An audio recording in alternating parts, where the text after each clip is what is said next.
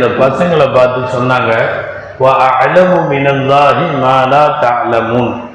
அல்லாஹ்ட்ட இருந்து உங்களுக்கு தெரியாததெல்லாம் எனக்கு தெரியும்னாங்க. அப்படின்னா என்ன அர்த்தம்? ஒரு நபியாக இருப்பதால் அவர்களுக்கு வஹி வந்திருக்கும், யார் என்ன பண்ணனா அப்படிங்கிறது. அந்த நபியாக இருந்து பெற்ற தகவலை தான் பூரா சொல்லாம சுருக்கமா சொல்றாரு, நீங்க போங்க, உங்களுக்கு தெரியாததெல்லாம் எனக்கு தெரியும் அப்படின்னு. அப்படி சொன்னதுக்கு என்ன காரணம் என்று தப்சீர்கள்ல எழுதியிருக்காங்க.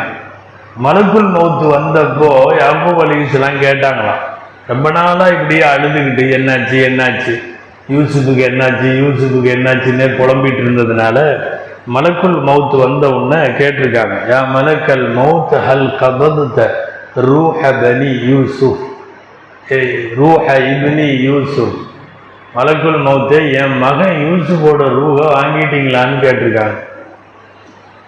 என் மகன் யூசுஃபுடைய ரூஹ வாங்கிட்டீங்களான்னு. லா யா நபி அல்லாஹ், அல்லாஹ்வுடைய நபியை இன்னொரு ரூஹு வாங்கலைன்னு சொல்லிட்டார். சுருக்கமா யூசுப் உயிரோடு இருக்காருங்கிற வரையும் தெரிஞ்சிருச்சு.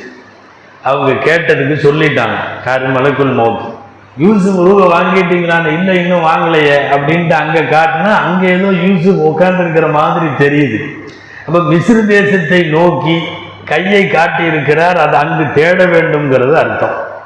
இதனால தான் சொல்லியிருக்காங்க, அல்லாஹ்ட்ட இருந்து உங்களுக்கு தெரியாததெல்லாம் எனக்கு தெரியும்.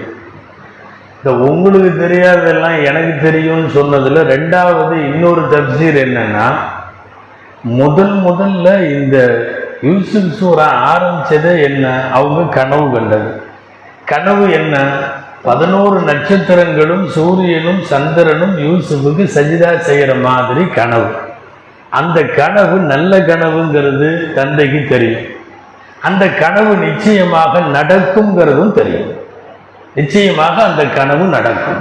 அப்போ இந்த கனவு இன்னும் நடக்கல, எனவே அல்லாஹ்விடம் இருந்து ஏதோ நடக்க போகிறது என்பது எனக்கு தெரியும் என்று சொல்லி வஹியின் மூலம் உள்ள வாக்கியத்தை பசங்கள்கிட்ட சொல்றாங்க, நீங்க போங்க, எங்களுக்கு எல்லாம் தெரியும் அப்படின்னு.